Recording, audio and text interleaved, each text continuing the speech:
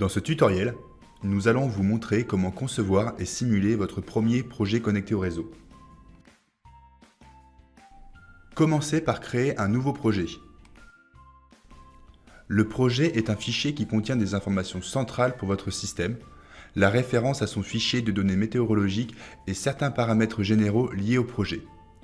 Dans votre espace de travail, il sera représenté par un fichier avec l'extension de nom de fichier PRJ. Dans un projet, vous pouvez définir autant de variantes que vous le souhaitez.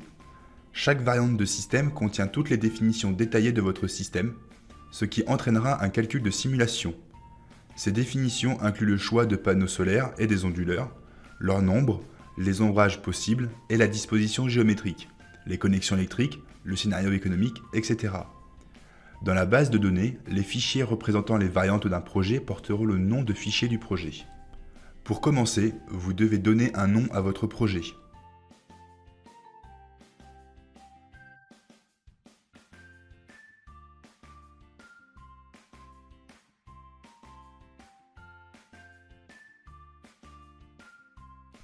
Vous devez ensuite définir l'emplacement de votre projet. Vous pouvez soit choisir un site dans la base de données qui contient environ 2500 sites, soit définir un nouveau site n'importe où sur le globe en le choisissant sur une carte. Nous utiliserons Genève-Cointrin comme site. Vous devez définir un fichier de données météo. Si un fichier météo est présent à proximité, il vous sera proposé. Sinon, il sera construit à partir des données mensuelles du site lors de la sauvegarde du projet. Lorsque le projet est prêt, vous serez invité à enregistrer. La boîte de dialogue d'enregistrement affiche la description. Vous devez garder le nom de fichier plutôt simple, car il sera utilisé comme étiquette commune pour toutes les variantes du projet. Nous devons maintenant définir notre première variante. Remarquez le panneau bleu central. Il vous indiquera les prochaines étapes à suivre. Vous remarquerez qu'au début, il y a deux boutons marqués en rouge, Orientation et Système. Lorsqu'un bouton est marqué en rouge, cela signifie que cette variante du projet n'est pas encore prête pour la simulation. Chaque fois que vous définissez une variante, vous devez lui donner un nom significatif. Définissons maintenant l'orientation. Pour ce projet, nous allons utiliser un angle d'inclinaison de 25 degrés et un azimut de 20 degrés. Cela orientera nos panneaux de 20 degrés vers l'ouest par rapport au sud. Maintenant, nous devons définir le système. Vous pouvez maintenant définir la puissance PV souhaitée ou la surface disponible. Il n'est pas obligatoire de définir une valeur ici, mais cela simplifiera votre première approche car cela permettra à PV6 de proposer une configuration adaptée. Nous définirons la surface disponible pour le positionnement de mes modules PV. Vous devez maintenant choisir un module PV dans la base de données. Nous utiliserons un panneau générique de 300 watts crête. Nous devons également choisir un onduleur. PV6 suggère la puissance d'onduleur appropriée. Nous utiliserons un onduleur de 7,5 kW. PV6 propose maintenant une configuration complète du système. Dans notre cas, cela comprend un onduleur avec deux chaînes de 15 modules en série.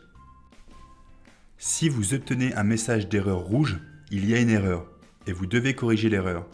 Vous ne pouvez pas effectuer la simulation. S'il y a un message orange, c'est un avertissement. La définition est acceptable, mais pas optimale. Il n'y a plus de message rouge, PV6 est prêt à effectuer la simulation. Nous cliquons sur le bouton « Exécuter la simulation » et la simulation s'exécute immédiatement. Cette boîte de dialogue affiche un petit résumé des paramètres de simulation et de ses résultats. Toutes les informations sur les paramètres et les résultats de simulation sont rassemblés dans le rapport. Nous allons maintenant passer en revue le rapport de notre système.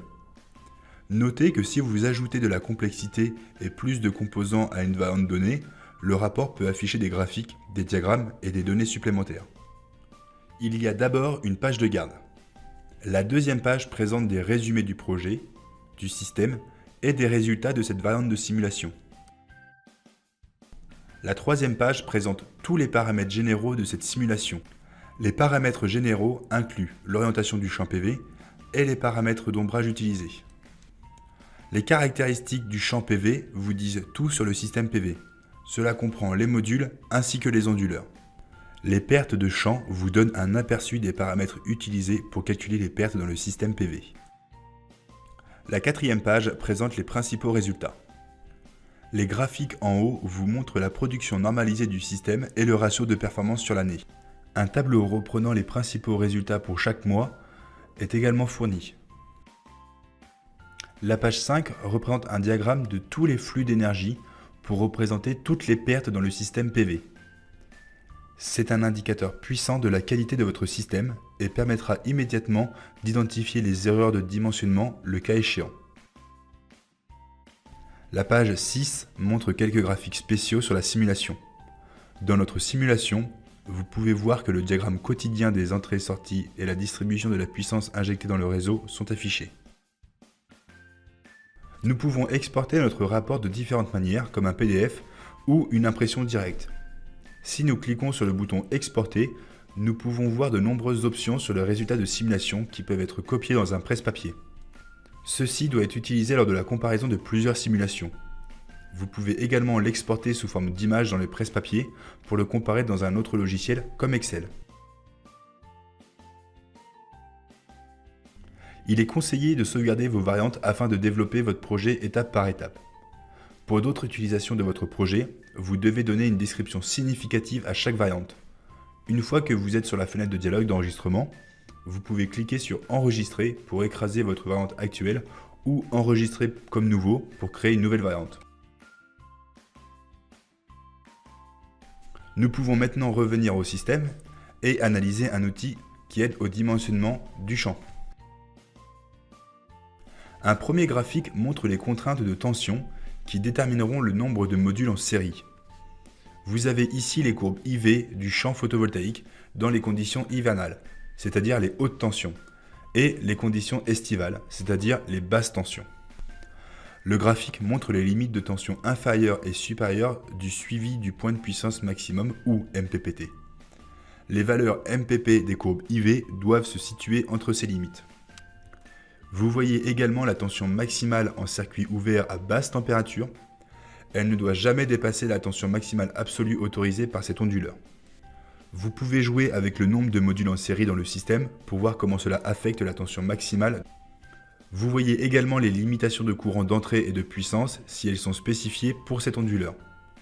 Ne vous en faites pas trop, ce n'est pas vraiment important car l'onduleur prend en charge ses propres limitations pendant son fonctionnement. Nous devons maintenant décider du nombre de chaînes en parallèle en fonction de la puissance du champ requis. Pour cela, PV6 montre la distribution de la puissance effective disponible en sortie du champ pendant toute l'année pour vos données météo et l'orientation du plan. Ici, nous avons la puissance nominale à l'entrée de l'onduleur. Les conditions de fonctionnement au-dessus de cette valeur seront limitées. La courbe violette montre la puissance limitée et la courbe verte montre la puissance disponible du champ s'il fonctionne à son point de puissance maximum. La différence entre ces courbes représente la perte de surcharge. La zone entre ces courbes par rapport à la zone complète de l'histogramme correspond au pourcentage de perte de puissance de surcharge. PV6 considère que votre dimensionnement est bon lorsque la perte de surcharge ne dépasse pas 3%. Lorsque la surcharge est comprise entre 0,1 et 3%, PV6 considère un onduleur légèrement sous-dimensionné et met un avertissement orange. Si la surcharge dépasse 3%, PV6 donne un message d'erreur en rouge et la simulation n'est pas possible. Si vous souhaitez créer des systèmes avec un champ PV très surdimensionné, vous pouvez augmenter la limite de 3% dans les paramètres du projet. Un indicateur important est la puissance nominale ou rapport PNOM. C'est ce qu'on appelle souvent le rapport DC-AC. Un bon dimensionnement correspond généralement à un rapport PNOM de 1,25 à 1,3. Notez que la perte de surcharge calculée par la simulation peut être significativement différente de cette valeur de dimensionnement. En effet, le calcul de l'histogramme pour cet outil de dimensionnement ne peut pas prendre en compte toutes les pertes du système.